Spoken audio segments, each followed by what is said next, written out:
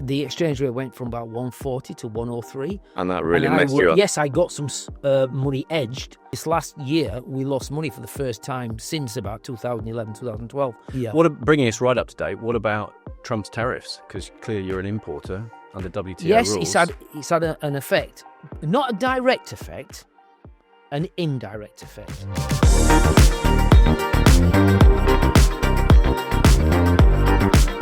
Welcome to Business Unlimited, a podcast that looks at business stories of people who've been there and done that. My name's Tim Coleman, and we've been talking to Gary Ford, who's the founder and managing director of Tiger Hobbies Ltd, an importer based here in the UK, in the Dearne Valley, between Barnsley and Doncaster, in South Yorkshire, importing hobby models from across the world into the UK and distributing them to shops that then resell them, but also building a retail part of that business as well.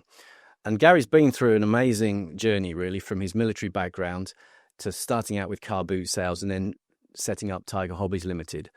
And as we've listened to some of those stories, he's brought us up to date to the point where he realized that he needed, at the scale he was at, around about 2 million annual turnover, to really push hard on profit. And this is the age-old business principle.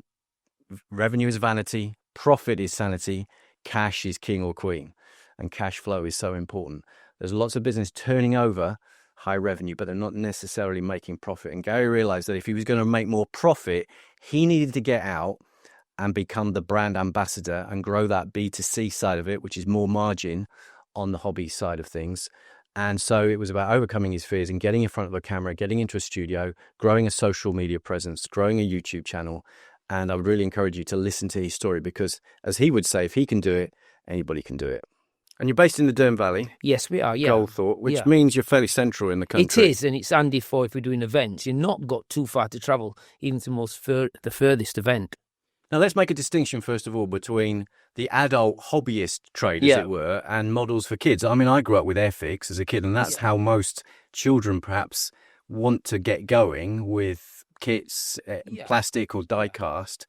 But are you focused mainly on the adult trade, as it were, people who collect and... Yes, I would say that. I would say probably 75 to 80% is the adult side, but we still retain, obviously, what you call lower price point items, good value items that are really aimed at the younger entry into the hobbyist market. So you can buy a plastic model kit from me that retails at £1,500, or you can buy one for $9.99 that's got paints, glues, brushes, the little tools inside there, sandpaper, just to literally standalone to introduce yourself to the hobby. You don't have to spend a huge amount. And die-cast the same. We've got die-cast models at £200 and £300, or we've got a nice die-cast model, say for like $5.99 or $6.99. So there's a massive range. Yeah. And we're talking right through military history, or are we talking mainly sort of 20th century stuff? For obviously a lot of it's machinery. So yes, so it's mainly 20th century and 21st century. And we do bring the stuff right up to date. So we are very much specialist in what we call modern combat jets. So every modern combat jet you can think about from virtually every country, we do a die-cast model, including right up to the latest F-22 Raptors, drones even, Reapers and things like that. Plus most of the what you call classic jets that you see on TV, F-16s, F-15s, Eurofighter Typhoon and stuff like that. We also do things like toy soldiers. So with that goes back, with Romans, Vikings, Egyptians. So we cover a good range of military history. Yeah. And when a lot of people think of the hobby trade, they'll think of names like Hornby, they'll think of names like Airfix. But it's not so much the railway side of it and the trains. It is probably more the military side of it. Or do you dabble in the trains as well? We do. We bring our own electric trains in from Japan, and they're in what we call HO scale, or 187. And because I'm not really a big model railway person, I know a little bit about it, but that's all as far as I can say. So when I first brought these model trains in from Japan, I'm thinking, well, they're the wrong scale. But I didn't realise that virtually every British model railway in the classic HO00 scale that most people know about are inaccurate, because the running gear is 187 and their bodies are larger 176. Scale works, we are 1-1, i.e. based on a 6-foot person, and if something's 1-300, it means it's 300 times smaller than the real thing. So these trains, even though they on the face of the wrong scale, they're actually happily run on British model railway tracks. And obviously what you import, you're selling to the trade, to shops, but you also retail as well. We do, and again, I would say the split has got to be, currently at the moment, 80-20. Yeah, 80 for B2B, 20 to B2C. I'd like to increase B2C, and we are currently doing things to make Tiger Hobbies more visible, because basically for 20 years, since I've been running Tiger Hobbies, since kind of 2006, and before that a little bit as Gary's models, we've been hiding, but now we're not going to hide, and you're going to see us more things like this, and obviously our own YouTube channel, plus sponsoring things like Barnsley Football Club, Frithly Athletic Football Club. So we're trying to just get his name out there a little bit. And we'll come on to that, because you've definitely moved forward a lot in the last couple of years. But I want to take you back. You mentioned 2006, did you say? Tiger Hobbies was formed as a limited company in 2006. Prior to that, from the mid to late 90s, it was Gary's models, while I was still serving in the Royal Air Force, but very much on a part-time basis, because the last 10 years of my time in the Royal Air Force, I was never at home. I was overseas, basically. And are we talking about literally out of the back of a vehicle, going to some shows and... Car boots, bric-a-bracs, air shows, So where did that enthusiasm and that passion for this trade? Because it's quite a specific niche. There can't be that many of you here in the UK importing it, and with the knowledge that you've got as well. You've got a military background yourself. So is that really where it stems from? Probably before that. Like a lot of people my age, I'm now 65. As a young boy, 9 or 10 years old, we were so excited to see the film Battle of Britain, which is shown sometimes on a Sunday afternoon, or you can get it virtually on every streaming platform now. Prior to that, all war films were kind of black and white and, grainy. But suddenly, in massive Technicolor, we got a screen full of Spitfires and Hurricanes and Messerschmitts and Einkels. Technically there were Pedros and Bouchons, but they certainly to a kid looked like Messerschmitts and Einkels. With all the top stars of the day, Michael Caine and such like. And suddenly, die-cast models of these things were being sold by companies like Dinky and Corgi. And obviously, Airfix was just throwing out millions of model Spitfires. So this is where I think it didn't. That's where it definitely came from. I remember going to a shop and being bought some toy soldiers, and I think the only ones on the shelf were United States Marines and Japanese infantry. So the films really started to bring it all alive, really? Yeah, as most people do. And obviously the kits and the die-cast models. Tell us a little bit about your military background. Well, that's an interesting one. I left school in 1976, literally. I left school on Friday and joined the Air Force on Wednesday at 16. But I wasn't very good. Didn't realise at the time I struggled at school because I think I suffer a form of dyslexia. Not heavy, but it was there, and I was struggling with it. And it didn't really get picked up till sometime after I joined the RAF. But I joined the Air Force in the mid-1970s, so 1976, that hot summer of 1976, 16 years old. We were basically the sick man of Europe at the time, with not a lot of money. Big Air Force, but not a lot of money. As a result, my uniform has got 1953 stamped on the back, some airy uniform. And I wasn't going to get a job as a pilot or an engineer. And I struggled to get a job as within the world of logistics. I got a supply job, which at the time needed no qualifications. Now, modern-day suppliers joining the Royal Air Force need some qualifications. And are very, very qualified young men and women. At the time, we were literally given no training. I had 6 weeks basic training, which was pathetic, really. 30 rounds down the rifle range, airy uniform, marching up down the square. Then I got a week's leave, 6 weeks basic supply or stores training, and then slung straight onto my first unit. And we were the first of a new breed of young men joining the Royal Air Force, known as Smalley Boys. So prior to that, you could join the Royal Air Force at 15 years old, just before I joined at 16. But you were kept away from the general Royal Air Force population as an apprentice up until the age of 18.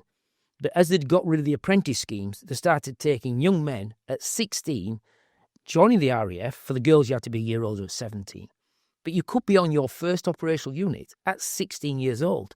And that was a massive, massive shock to some young kid who was basically naive in the ways of the world. Wow. Yeah. Quickly, you became known for your skills in trading, as it were, because you started to identify opportunities around stores and supplies. Yeah.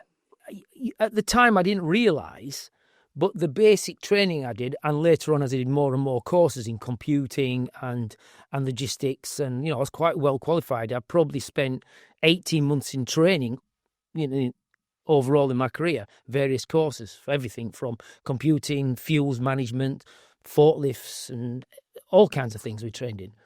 And at the time, you're not realising, but I was looking at the basic principles of business. Suddenly, my brain started working cubic capacities and, containers and backs of lorries and inside how much an aeroplane could hold and stuff like that. I was unfortunate to not have a brilliant career, no fault of my own, and many thousands like me, because unfortunately, in 1991, just as I was getting promoted to the rank of sergeant, the Cold War ended, and the Royal Air Force would go from 100,000, approximately 96, 97,000 in 1991, 92. To the time I left the Royal Air Force in 2002, there's only 41,000 of us. So that's not good for promotion, as thousands and thousands are losing their jobs. And my trade was hit massively. So we had 6,000 supply personnel, logistics personnel. That was cut down to just over maybe 1,400. But suddenly in the 90s, we started to go overseas a lot, deployments to the Middle East, especially with the pre-global war on terror. There was things happening in the Middle East, like the destruction of the USS Cole, and obviously people have heard of Black Hawk down in Mogadishu. Yeah. So that was causing deployments around the world. And what do you need for deployments? You need logistics, drivers, cooks, and administrators. And therefore, for the last 10 years of my service, I was never at home. But eventually, by going overseas that much, I kind of got good at my job, as you do. We get more practice, I suppose. And then I got promoted to sergeant really late on in my career. So instead of being promoted to sergeant at 30, I didn't get promoted to sergeant until I was 36 or 37. And that was a long time. I was 13 years in the rank of corporal.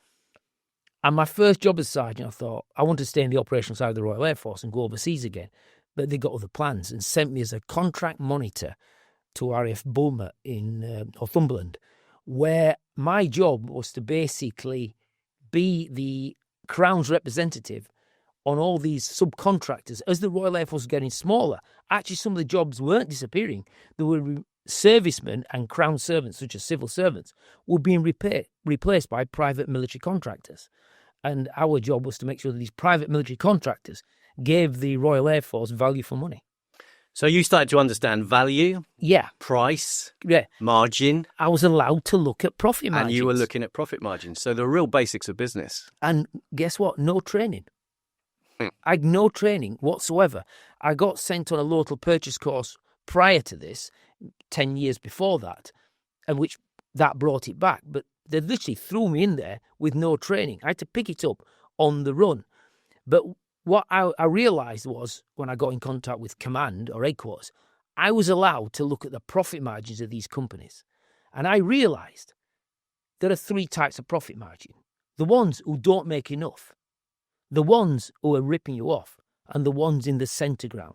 And it's in the centre ground that you want to be. You need a contractor that's got enough profit margin to what we, just in case, I think it's called force majeure, not understanding what could come round the corner. So if suddenly we were feeding 500 airmen at a camp on food contract, and suddenly an operational thing happened, and suddenly we had to feed 1,500 airmen and airwomen at the time, could that company cope until we got the money to them? If that company's making so little profit margin, they end up going bust. And the classic case is a company called a massive MOD contractor and, civil contractor in the United Kingdom called Carillion. That's what exactly happened to Carillion. They were just not making enough profit, or they were misusing the profits they were making and not pumping them back into the businesses. So by the time you left the RAF and then started Gary's Hobbies and then into Tiger Hobbies, the basics of business were in place. Absolutely. Once you got going, those first few years, were you still learning by then and making mistakes, or did you feel like you pretty well had the basics? No mistakes were made. Yes, I understood the logistics system, but I had to learn the commercial logistics system first, which I did quite quickly. I think the main problem was I was sucked into a vacuum because suddenly I could provide these hobby products 25 and 30% cheaper than anybody else because my logistics were bang on. I was importing from 2 and 3% of overall logistics costs or overall purchase costs, where some of my competitors were running at 20, 25% because they weren't being very effective with their logistics, where, as I said before, my brain works in a cubic capacity type of way. And therefore, I went from literally, and this is no word of lie, I went from a car booter really in 2002 when I left the first class for Royal Air Force. And the first year I was just doing car boots. To by 2008, I was one of the biggest distributors of model aircraft in the world, die-cast model aircraft. So my turnover in 4 years went from 80,000 to 1 million. How did you cope with that? I mean, was that stressful? Did you feel like it was a sustainable growth, or did you feel like it was too quick, too soon? It almost made me ill. In fact, at the time, by 2008 was the start of the worldwide global recession. Happened in America, and then it bit down hard in Britain in 2010, 2011. What I found was the banks didn't want to loan me money. I couldn't get credit, so I had to live within my means. But as these containers or loads were getting bigger, so I might buy a $10,000 load and sell it for, say, $12,500. But the next load was $13,000. So I've got to find the money to make the difference a load up. And the next load was $15,000 and $18,000 and $20,000, $25,000. To go from 80,000 to 1 million, you're growing. But the trouble is I didn't have the financial backing behind me to do that. And there were times I literally had £10 in the bank, but loads of assets, loads of money on the books. Cash is king or queen, isn't it? Money that sold Tiger Hobbies, but that was going to be wait 30 or 60 days before it arrived. What saved Tiger Hobbies, and you might find this very, very strange, and other businessmen, I'm sure, or business people will tell you this, it was the recession that bit down hard in 2011.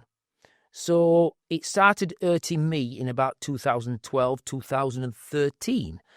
So my turnover, by that time, I'd up to about 1.4, 1.5 million. Suddenly, half my turnover went within 18 months. I was back to about £700,000 a year. And my main customers were leaving me. A lot of some overseas customers were leaving me, and that would even worse later after 2016. But I suddenly found that operating smaller, I suddenly found I was doing $30,000 loads, and I was turning $30,000 saying to $37,000, and the next load was $30,000. So a bit more sustainable. So the $7,000 remained in the bank to pay wages and rent and rates and all the other expenses of paying a business, and that ran for almost 3 years. Less stress. More sustainable. So size is really interesting, isn't it? Because sometimes smaller is more beautiful. Yeah. As you can then grow sustainably. Businesses that grow too quickly can topple over, can't they? Yeah. If I'd had more financial help at the time, I could have been a lot bigger now than I am. Sorry, a lot bigger now than I am currently. But, Interesting. Yeah. So when you look back, would you have done anything differently at the time, at the point where you were growing quickly? If you couldn't find the finance, there's not a lot else you could have done. Was that the limiting factor then? Yeah, I think finance was a limiting factor, plus the fact that the major competitor, so we were importing a brand called Hobby Master, a die-cast model brand, and it was only small initially, but within 4 or 5 years, it was the biggest range in the world, because the main competitor to that brand was the United Kingdom company called, I'm sure you've all heard of it, Corgi Toys. And I've got to thank Corgi Toys, or Corgi Models, which are now part of the Ormby Group, but at the time they were not under Ormby. I think they were under Master Replicas Cards Inc. at the time. Unbeknown to me, in serious trouble. And they went bust sometime 2006, 2008-ish. This is why we got sucked into this vacuum, because for 2 years they didn't really produce a model, and suddenly all these people who wouldn't normally talk to me because they only want Corgi and not my little Hobby Master brand. Suddenly, we just got sucked into a vacuum. So it's interesting how you've gone through these ups and downs. Yeah. Some of that dictated by the market. I'm sure exchange rates when you're importing is a big factor as that well. is, I would say, the one that gives me the sleepless nights is exchange rates. Under what Prime Minister Liz Truss, 44 days or whatever she's Prime Minister, the lettuce lady. The exchange rate went from about 140 to 103. And that really messed you up. Yes, I got some money edged, but not at all. So this last year, we lost money for the first time since about 2011, 2012. And that, when I look deep into the books of why we lost that money, it was exchange rates. And we lost about 30,000, 40,000 pounds in exchange rates alone, just in over a period of about 6 months. So you've had to learn resilience as much as anything else through all of this. Yeah. What about the pandemic? I mean, that was a big turning point for a lot of businesses. How did that affect you, considering some of what you'd already been through? I would say the first real challenge we got apart from the financial crisis was Brexit. Yeah. That hurt quite a lot. Again, I lost £300,000 or £400,000 of turnover. All my European customers simply got up and left. Not that our products weren't competitive, but they said, well, if we buy from you, we've got to spend time filling paperwork out. So I'd rather go and buy it from another distributor in Europe where it's 5 or 10% more, but less time in paperwork. And it just comes. So that's why we lost all those customers. And we just about got over that and got a lot of because a lot of my competitors who were buying from Europe couldn't hack it. We are always been running under what you call WTO rules, World Trade Organization rules, of buying from outside the EU. So I changed my EU buying from, just like buying from Barnsley, Doncaster or Huddersfield, to importing from Germany, Czech Republic and Poland under my WTO system, and got my couriers and freight agents sorted out. So suddenly that sorted that, and suddenly I took a lot of business. So the business I lost, I got it back. Then the pandemic. And for most business UK, this was deadly. But for the hobby trade, initially I thought it was going to be deadly for ourselves. Why wouldn't you? And I would say 85 to 90% of my current customers threw the towel in, or certainly went under, because they were getting, the furlough and stuff. They just shut the businesses down. But the 10% that remained, the onliners, suddenly found they ramped up. It ramped up. So as a retail business, we don't do a lot at the time.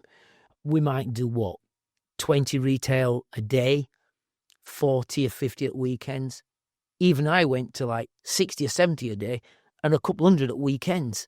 It was just, I've never seen business growth like it. And has that trend towards B2C retail grown since the pandemic for you? Yes, it's got to be. Yeah, you've got to put it down to that. Yeah. So when you look back on all of that, that's quite a journey, really. What key business principles do you think you've learned through that journey? What lessons have you learned that you think others should hear that are really important key principles that can run right through the thread of all of that story? Yeah, and you mentioned the word earlier, resilience. I've always looked at business as a cartwheel. And at the centre of the cartwheel is the strength of the cartwheel, the hub, the axle point. And that's where you need to be for most of the time.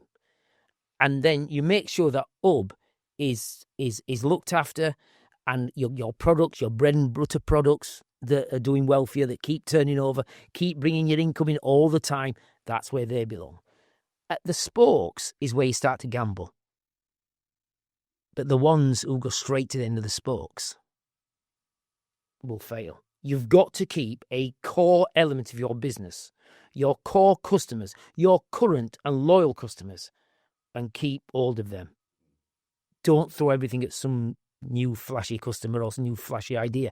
By all means gamble, and by all means experiment, but not at the price of the core of your business. So the words that come to my mind as I'm listening to you are consistency, maintaining the right mix of product, maintaining the relationship with the customers, making sure that they're happy, customer focused all the time, not getting too distracted, The 80-20 rule often 80-20 applies. rule, you know, yeah. No matter what you do, 80% you can't of your fight revenue it. comes from top 20% of your customers. Yeah. So those sorts of principles, they've steered you through some of those challenges. Absolutely. And I suppose the last crisis we coped very well, and that was the shipping crisis caused by international, which again had its roots within COVID, but I think it was made up basically, where the cost of a 20-foot container went from £2,000 all in to upwards of £12,000, and a 40-foot container went from £4,000 to £24,000. Now we've seen a number of business models failing in the last 2 or 3 years, and these are what we call the. I'm not saying this has actually failed, but the kind of Poundland world, the other businesses very similar have failed. And what's happening was if you've got a £2,000 container all in, you can fill that to the brim of items you bought for 30p, spent 15p shipping them over, and you're selling for £1. But when that container has gone to £12,000 or £24,000, it ain't viable. And the container prices have come down, but they're still around about £4,000 or £5,000 a container for a casual buyer. Because I'm not bringing Ulster containers; I'm bringing probably 20 containers in a year. So my container prices are averaging around about £4,000 to £5,000. If you're bringing more containers, you're going to get a better price. But that buy it cheap, sell it cheap will cause massive one that's going to have to come £2 land or £3 land. It's not necessarily the right model. Yeah. Bringing us right up to date, what about Trump's tariffs? Because clearly you're an importer under WTO rules. Yes, it's had an effect. Not a direct effect, an indirect effect. So it's easy to explain this. Let's say 1,000 products are made. In the hobby world, for instance, as a UK distributor, and Tiger Hobbies is a reasonably sized, import of these products, but we'll take probably 100. The rest of the world might take 100. Europe, again, a decent size, might take 200. That's 400. The remaining 600 is going to go to the largest consumer market in the world, the United States. If they lose that market because the tariffs have gone up to, at one point, 145%, we found that some of the model kit companies are already throwing the towel in because they can't make enough. We can't sell enough. UK, Europe, and the rest of the world cannot make enough. We're hanging off the tailcoats of the United States. One of my colleagues in the United States, he'd got £100,000 of hobby products on the back of a container, and he was expected to pay £5,000 in tariffs. Now, just to let people know, the Americans call them tariffs. We call it import duty. It's exactly the same. VAT's got nothing to do with it. That's a separate entity.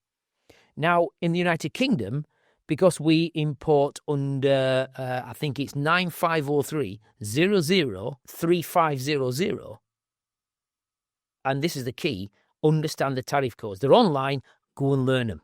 Because I spent thousands on paying import duty when I didn't have to. Most of my product is 0 rated. In America, it was about 5%.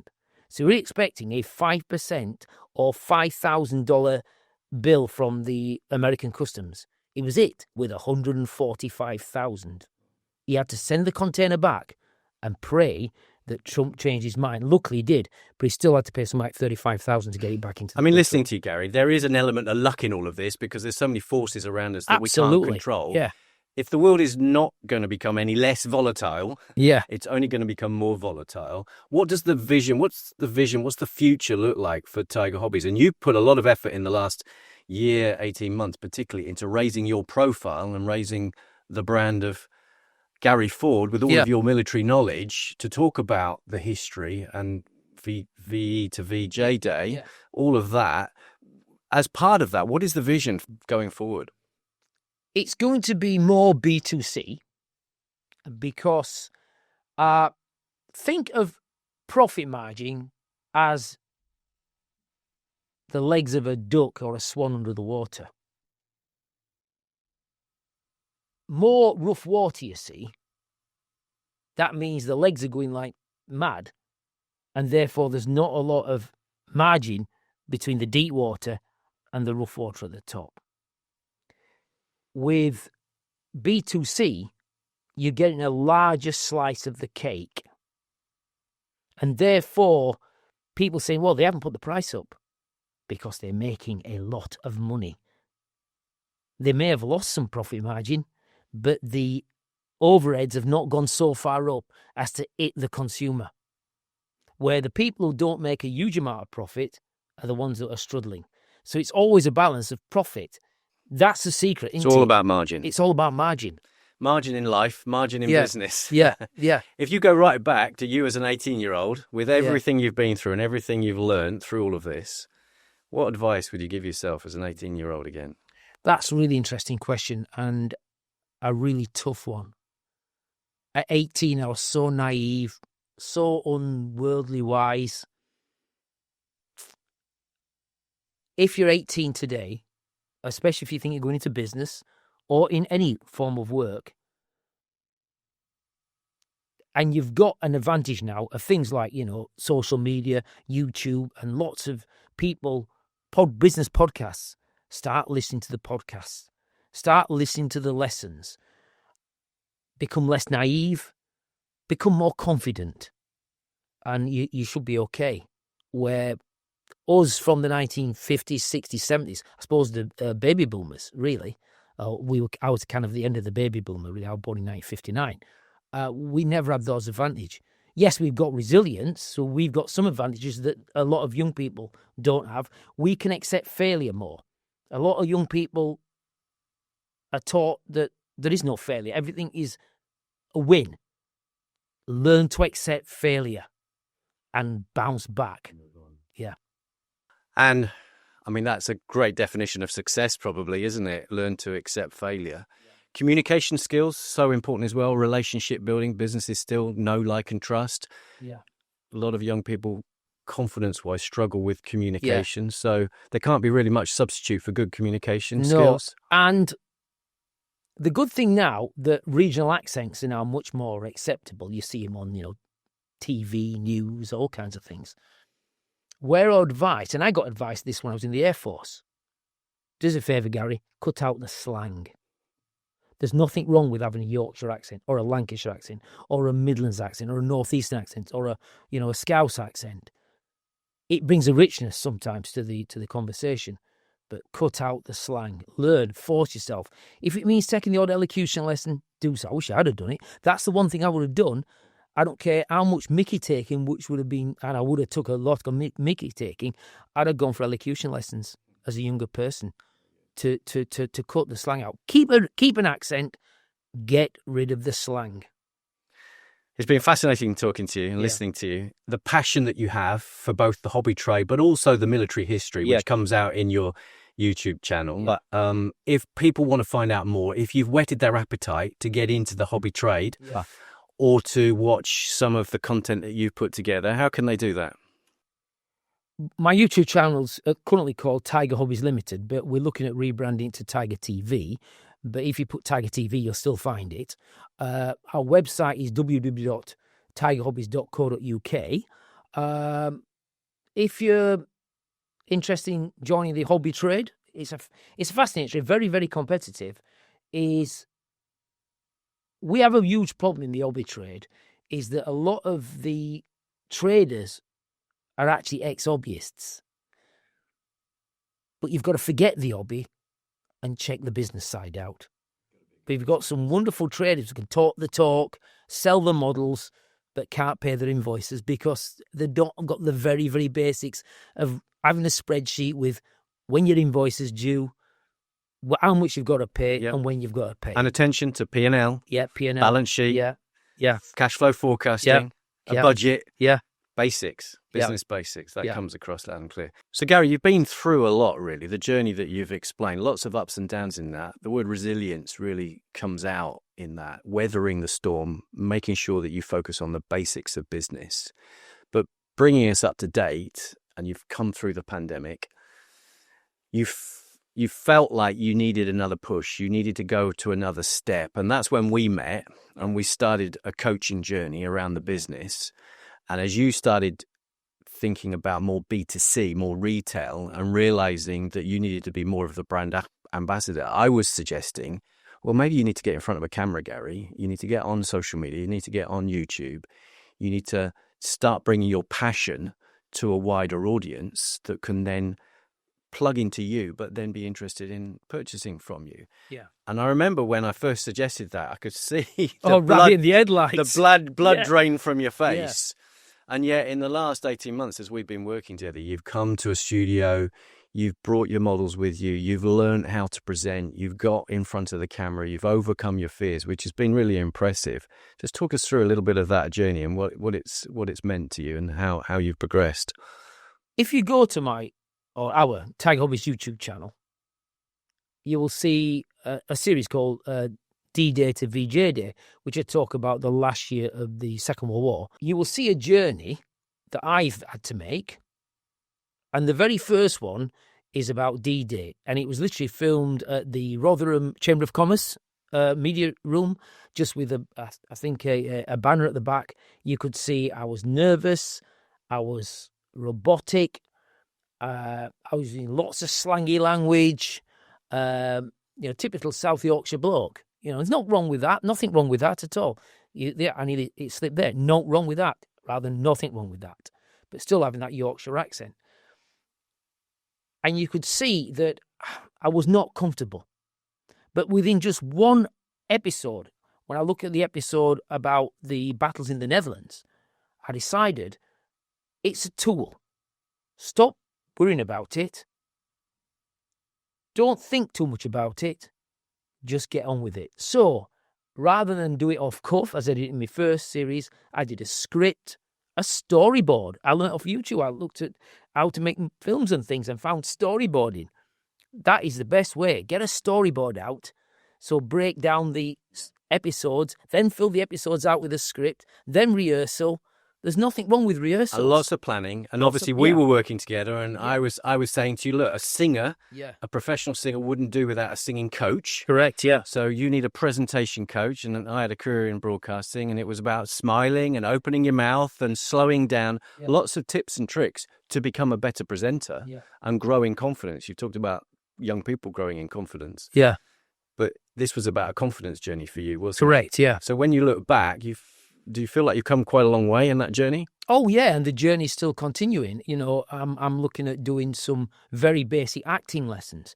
Nothing to do with turning me into the next Sir Laurence Olivier, but just helping me get the message across better, using my hands, because we talk with our hands, and there's a balance of waving your arms around, but using a nice, gentle expression with your hands, rather than having the first video I did, my hands were down by my side, almost stood to attention, thinking I was back in the military. So this is as much about you becoming the brand ambassador for Tiger Hobbies. Yeah. And if you can do it, as it were, so can anybody else. And we've pushed it to net with the football sponsorship, Barnsley Football Club and Frickley Athletic. And that was uncomfortable, me, having to have a quick talk at the football match, stand on the pitch, lead my crowd on the table and stuff.